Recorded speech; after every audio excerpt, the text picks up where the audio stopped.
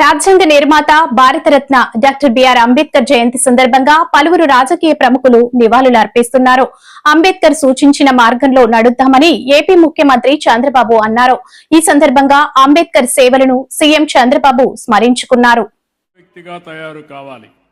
ఆ గొప్ప వ్యక్తిగా తయారు కావాలంటే మీరు సమాజానికి తిరిగి ఇవ్వాలి.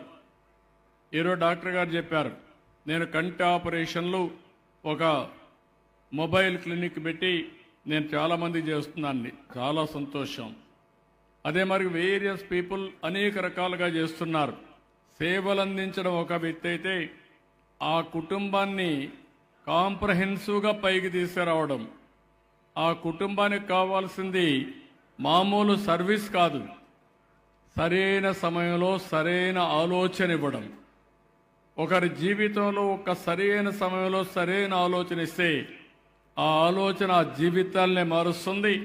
వాళ్ళందరూ ప్రముఖ వ్యక్తులుగా తయారయ్యే పరిస్థితికి వస్తారు. దానికే నేను శ్రీకారం చుట్టాను. నేను ఈ కార్యక్రమాన్ని ఒక పవిత్రంగా భావిస్తున్నా. పేదవాడికి సేవ చేయడం కంటే పవిత్రత ఇంకొకటి లేదు. మానవ సేవే మాధవ సేవ. పేదవాళ్లకు సేవ చేస్తే దేవుడికి సేవ చేసినట్టే అందరికీ పుణ్యం వస్తుంది. వీళ్ళందరినీ రిక్వెస్ట్ చేస్తున్నా, మీరు గొప్ప వ్యక్తులుగా తయారు కావాలి. ఆ గొప్ప వ్యక్తులుగా తయారు కావాలంటే ఈ సమాజంలో మీకు అప్పచెప్పిన వాళ్ళందరికీ మీరు సేవ చేయండి. నెలకొక సంవత్సరానికి ఒకసారి నేను మానిటర్ చేస్తా. ఈరోజు మీ అందరికీ బాధ్యతలు అప్పచెప్తున్నా. అందుకే ఒక బుక్కే ఇచ్చి లేకుంటే ఒక శాలువ కప్పి మీకు ఒక నేను మెచ్చినటువంటి అరకు కాఫీ ఇస్తూ ఉంటాను అందరికీ. ఎందుకంటే అది కూడా ఒక గిరిజన ప్రాంతంలో పండించే పంట. నేనే ప్రారంభించా, పేరు కూడా నేనే పెట్టా. ఈరోజు ప్యారిస్లో లండన్కి పోయినా మనకు అరకు కాఫీ కోసం ఎదురు చూస్తున్నారంటే, గుమగుమలాడుతూ ఉందంటే అది తెలుగుదేశం పార్టీ ఒకప్పుడు ప్రారంభించిన అరకు కాఫీ. అలాంటివి మనం ప్రపంచంలోనే బ్రాండ్లుగా తయారయ్యే పరిస్థితి వస్తుంది. ఇలాంటి మంచి కార్యక్రమం ఈరోజు ఒక సుదినం, ఒక మంచి సంకల్పం చేశారు మీరందరూ. నేను ఒకటే చెప్తున్నా, మీరు చేసిన పనికి మీకు కలిసి వస్తుంది. ఇప్పుడుండే బిజినెస్ రెండింతలు పెరుగుతుంది. ఈ అందరి ఆశీస్సులు ఉంటాయి. అందరం కలిసి ఆనందమైన సమాజం. నా ఉద్దేశం ఒకటే, సంపద, ఆరోగ్యం, ఆనందం. ప్రతి ఒక్కరి దగ్గర డబ్బులు ఉండాలి. మా దగ్గరే ఉండాలి, పేదవాడి దగ్గర ఉండకూడదు అనుకుంటే అది కరెక్ట్ కాదు. రెండోది, అందరికీ ఆరోగ్యం ఉండాలి.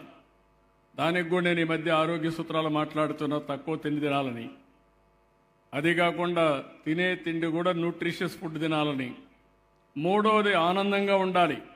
అవసరమైతే దేవుడికో దగ్గరికి, దేవాలయానికో చర్చికో పోయి లేకుంటే మసీదుకు పోయి పూజలు చేస్తే దేవుని మీద భారం పడుతుంది, అనవసరమైన ఆలోచనలు పోతాయి, టెన్షన్ పోతుంది.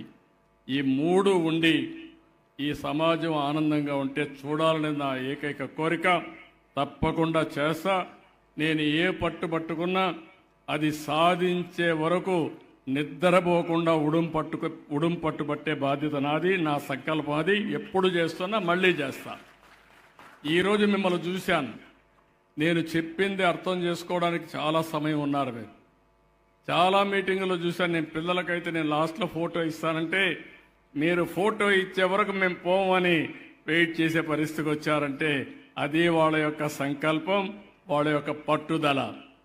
ఇదే కానీ మీరు పట్టుదలగా ముందుకు పోతే అనుకున్నన్నీ కూడా సాధిస్తాం. ఈరోజు మీరు ఒక్కసారి గుర్తుపెట్టుకోండి, అమరావతి రాజధాని కొన్ని ఇబ్బందులు వచ్చాయి. రైతులు ముందుకు వచ్చారు. 29,000 మంది రైతులు 34,500 ఎకరాలు భూమి ఇచ్చారు.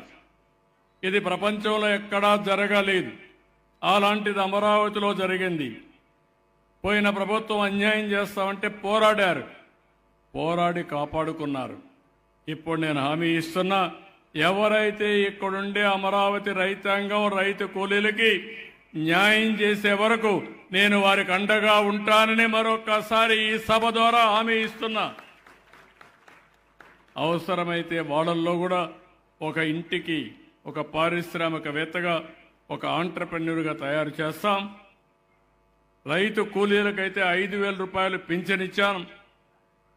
నెలకు 5,000 రూపాయలు ఇచ్చి వాళ్ళు కూడా ఆదుకున్నాం. ఇలాంటి కార్యక్రమాలు ఇంకా చేసి ముందుకు పోతాం.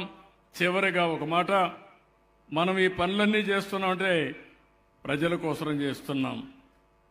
అందుకే ఒకప్పుడు నేను కుటుంబ నియంత్రణ గురించి మాట్లాడాను, చిన్న ఫ్యామిలీలు ఉండాలని మాట్లాడాను.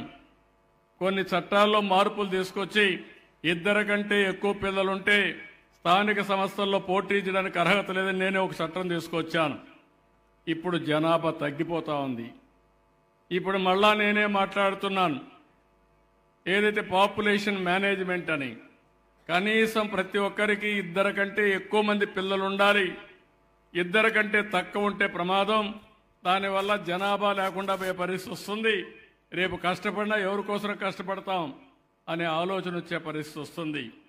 మీ ఊర్లో కూడా ప్రతి ఒక్క భార్య భర్తను కోరుతున్నా, మినిమం 2 పిల్లలు ఉండాలి. మీకు 3 ఉంటే ఆనందం, ఇంకా ఎక్కువ ఉంటే 4 ఉంటే కూడా సంతోషం.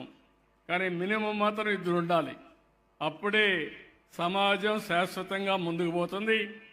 అన్ని వయసులకు సంబంధించిన మనుషులు ఉంటారు.